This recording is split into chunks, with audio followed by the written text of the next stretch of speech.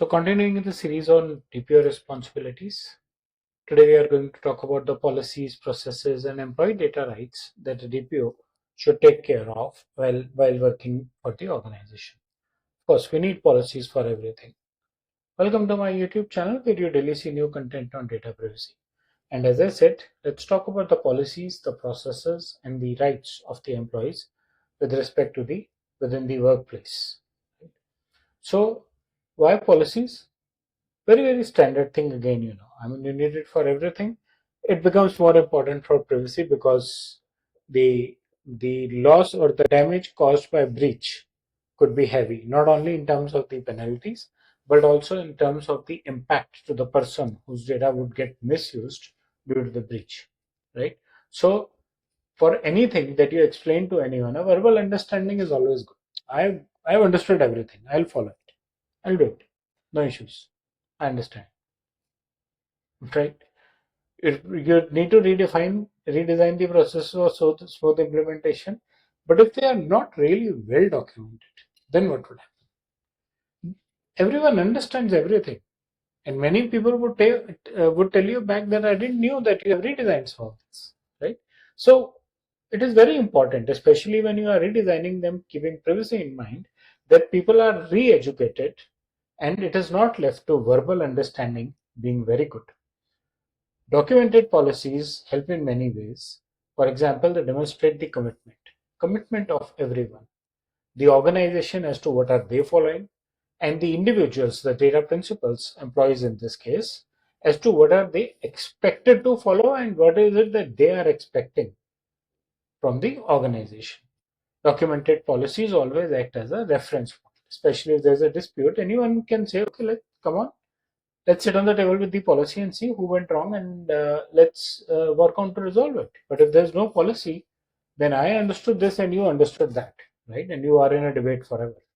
And it helps answer internal and external queries, especially regulators. So you get a regulator who comes in and says, asks you any question regarding how you are handling the employee's privacy.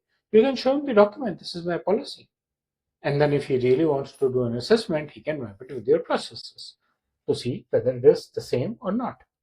So all departments should follow privacy aligned processes. We discussed this in other videos as well, right? Marketing, telecalling should know how to ensure that the phone number that they are calling is safe and secure, right? How to ensure that they are not asking for any unwanted personal information when they are talking to any prospect who gets attracted to buying the product. Policies define your intention towards implementing, right? And ensuring that your intention becomes an obligation and the good understanding comes to a common level and gets implemented properly. What are the key policies with respect to the workplace data, that is the HR or the employee data? Employee data collection policy, employee data retention policy. I have a video on this employee data retention, right? How would you retain, or till what time would you retain details of the candidates who got rejected, of the details of the candidates who were offered the job but they did not join, right? And a lot of details that you collect when an employee joins. What would happen when he leaves? For how long would you retain that information? Some may be statutorily obligatory, for example, provident fund details, etc., but not everything. And therefore, is there an archival mechanism? Background verification policies. Background verification, you are going to hand over personal information of your employee or employee to be to a third party who does BGBs, right? They visit and they talk to references. So what is your contract with those people? How safe is it for the employee or employee to be that his background verification itself does not damage him? Video surveillance, it might be an imposed policy, but then people need to understand properly as to what is the exact policy. Why is it being done? Biometrics. How are you taking care of the biometrics you have collected? Remote work policies. I have a video on remote work policies as well on my channel. What should be the correct remote work policy and what should be the policy for bring your own device kind of a situation, right? You ask employees, or employees want themselves that they want to carry their own laptop for official work. What are the policies around that? Incident reporting and breach escalation. So when an employee suspects an incident, where does he go? Where does he go when he sees a breach? And how does it handle the situation? And about third party application usage. HRMS portal hosted on cloud. How are the employees using it?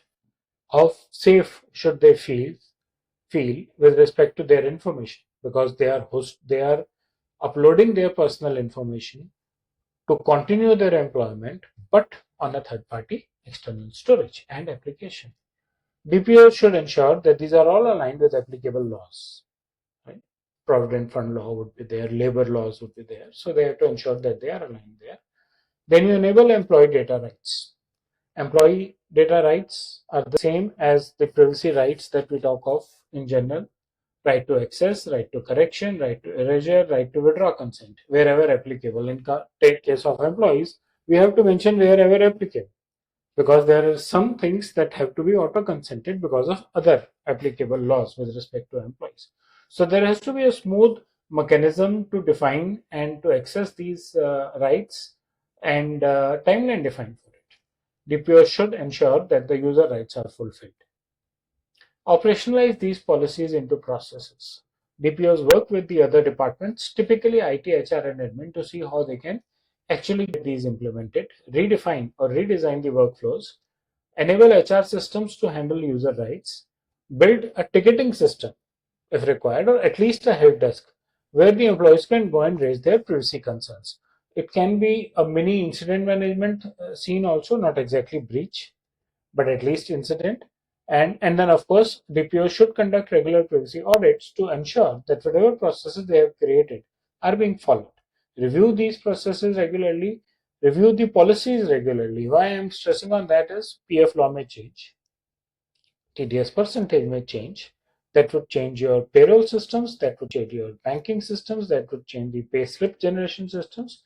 So the respective policies need to be updated from time to time. A privacy policy is effective only when implemented through a privacy driven process. That's about privacy policies, employee data rights. I hope you like the content of the video. Please press the bell and the like icon, subscribe to my channel, and share your feedback in the comment section. Thank you.